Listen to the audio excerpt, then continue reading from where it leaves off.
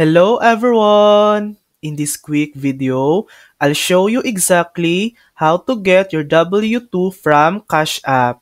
First, open the Cash App on your phone and tap the profile icon in the top right corner of the screen.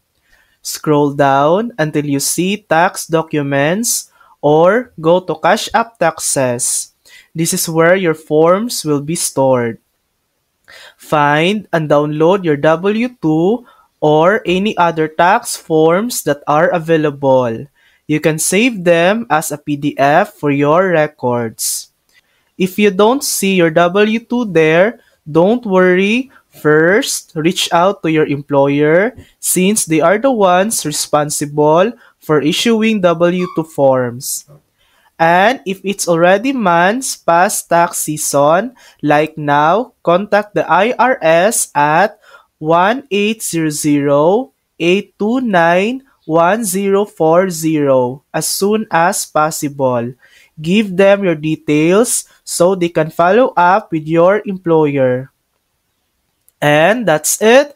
That's how to get your W-2 from Cash App. Thanks for watching! If this video helped you, please like and subscribe for more helpful tutorials.